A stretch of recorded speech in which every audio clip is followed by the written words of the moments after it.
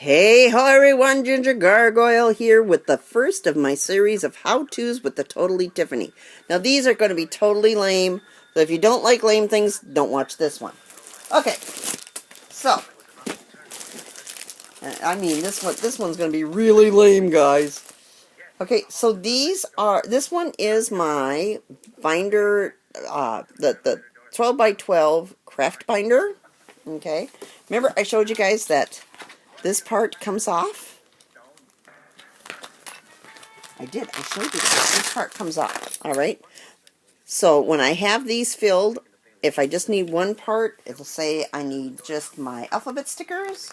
I can stick just my alphabet stickers in here.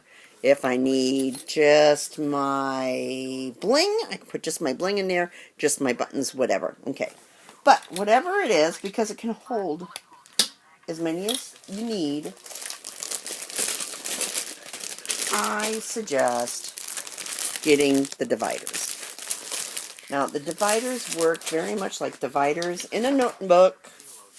Alright? Each one has a little tab. Alright? Let's see if I can get this to focus. Here we go. Each one comes with a tab. And this tab can be written on. I really suggest you figure out a different sticker because once you write on these, they are permanent in it. And if you're going to do things like your rainbows or anything that's going to be like a permanent part of your system, you can go ahead and do it with a permanent marker. There are 5 in this pack. Alright. Now, a lot of people don't realize this. When you open these up, don't pull on the rings. You'll break your rings. You will stretch them out of shape and they'll never go back right. You want to push out on the tabs. They will click open. Then you clip these shut and you want to push these tabs in. They go in just a little bit, alright? And that helps keeps these closed.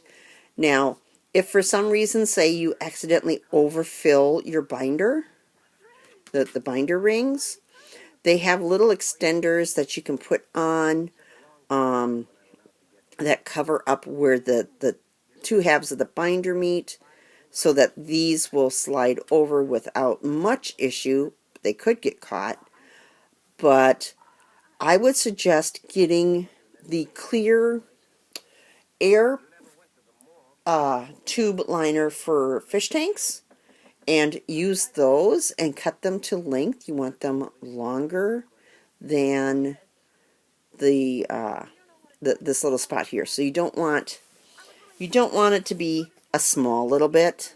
Okay. See, so here. Let me open this up. Okay. So where these two meet, okay, you want it to be a little bit shorter than this, but a lot longer than this little bit right here. Okay. So you take that measurement and you can figure it out, and then you just push it onto one side, you close it up and close up your binders, and then you just slide that over and it almost acts like a lock. It's not really a lock, but it kind of acts like one. Alright, and then you got these dividers, and all these are just sheets of plastic.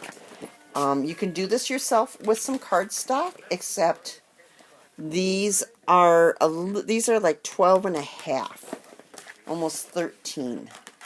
Okay. I'm guessing it's like 12 3/4 to here, because the actual sheets that are made for these units are 12 and a half. You can use 12 by 12, which I purchased, but the actual sheets that are made for this system are 12 and a half by 12 and a half inch binders, so that you can stick a lot of paper in there. Alright? And that is how these two work together in this system. These can also be used for the scrap rack in and of itself. I have not figured out my scrap rack yet. I'm still kind of playing around with it, so yeah. But these I like to use. Okay, so that's it for this one, guys. My next one will be on the, probably I'll start doing some on the bags. Okay, guys, talk to you in a bit. Bye-bye.